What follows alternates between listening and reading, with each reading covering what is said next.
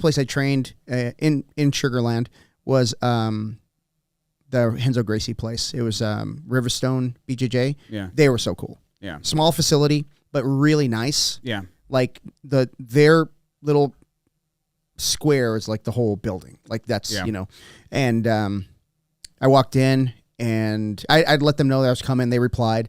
I walked in, shook hands with everybody, and then I was like, hey, what's your drop in? They're like, oh, no, just go ahead and jump on. I'm like, that's cool. So I bought a shirt. Yeah.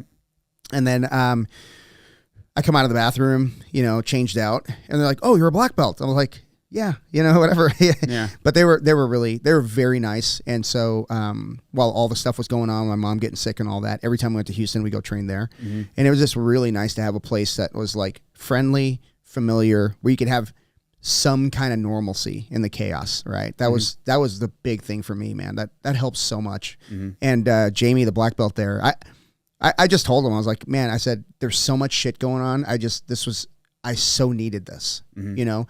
And we were talking about that not too long ago. I think Bill and I were talking about people using jiu-jitsu, or maybe it was you and I, people using jiu-jitsu as like their mental break. Mm-hmm. I think it's great, man. I think people, you know, when they say like jiu-jitsu saved my life, you know, I was going through all kinds of stuff mentally. It can, but I don't think you should use it as the end all be all. I think like everybody needs someone to talk to, right? Mm-hmm.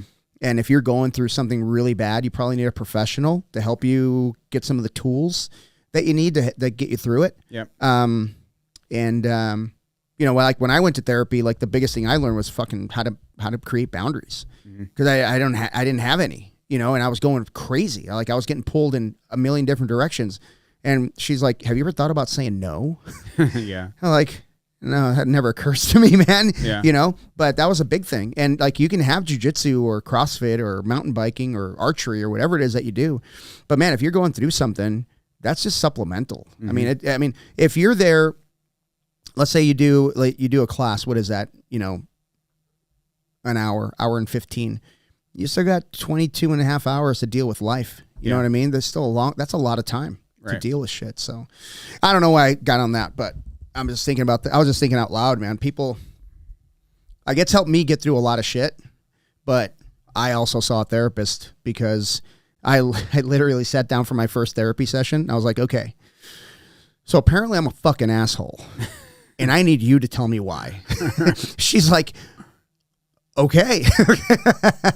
And like it's funny because like, I didn't realize I wasn't going there for answers. I was going there to ask the right questions. Like you got the answer, right? You know the answer, but you just don't know how to ask the right question. So it's really helpful.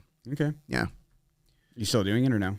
I haven't done it in a while, but I'm going to go back. Oh, it helped me a lot. Because you figured it all out? Oh, shit. No.